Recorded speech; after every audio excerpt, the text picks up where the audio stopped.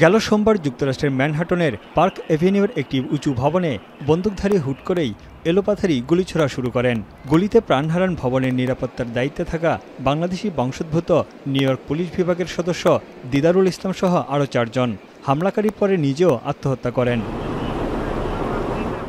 New York ব্রঙ্কসের park Chester এলাকায় একটি বাড়িতে পরিবার ও বাবা মার সঙ্গে থাকতেন নিহত দিদারুল ইসলাম।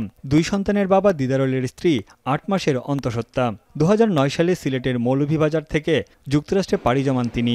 মাত্র 3.5 বছর আগে নিউ ইয়র্ক পুলিশ বিভাগ বা NYPD-তে অফিসার পদে যোগ দেন 36 বছর বয়সী দিদারুল। তার মৃত্যুতে শোকের ছায়া নেমে এসেছে নিউ ইয়র্কের বাঙালি পাড়ায়। ছেলের মৃত্যু সংবাদ শুনে হৃদরোগে আক্রান্ত হয়ে হাসপাতালে ভর্তি দিদারুলের বাবা মোহাম্মদ আব্দুর রব। ব্রঙ্কসের শান্ত এলাকায় মানুষের আনাগোনা থামেনি সারা রাত। আত্মীয় স্বজন, প্রতিবেশী, বন্ধু ও প্রবাসীরা তরুণ এই পুলিশ কর্মকর্তাকে শেষ শ্রদ্ধা জানাতে আসেন। গভীর সমবেদনা জানিয়েছেন মার্কিন প্রেসিডেন্ট ডোনাল্ড ট্রাম্প। ট্রুথ সোশ্যালের এক পোস্টে ঘটনার নিন্দা জানান তিনি। নিউ ইয়র্কের মেয়র এরিক অ্যাডামস দিদারুলকে নিউ ইয়র্ক শহরের গর্ব বলে অভিহিত করেন।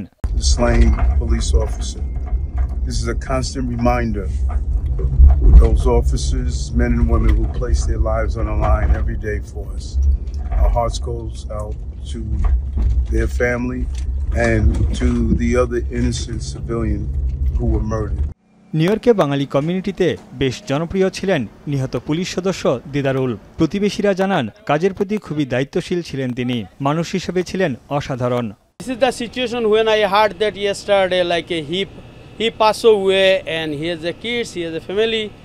We really feel bad because we are doing job and we lose our life. No, I didn't know him personally, but I know that many of our community are serving in the NYPD, and I heard about him in the news yesterday night, and it is a very big loss because he was representing our community, he was providing for his family and doing his duty. New York সিটির police বিভাগে কর্মরত আছেন 1000-এর বেশি প্রবাসী বাংলাদেশি। শত শত police সদস্যদের অংশগ্রহণে শোক র্যালির মাধ্যমে ব্রঙ্কসের পার্ক চেস্টার মসজিদে আনা হয় দিদারুল ইসলামের মরদেহ। এই সময় উপস্থিত ছিলেন নিউ ইয়র্ক পুলিশ কমিশনার সহ উচ্চপদস্থ কর্মকর্তারা। দিদারুলের মৃত্যুতে শোক জানিয়েছেন নিউ ইয়র্কের কংগ্রেস সদস্যরাও। তানভীর জনি, এখন বিশ্ব।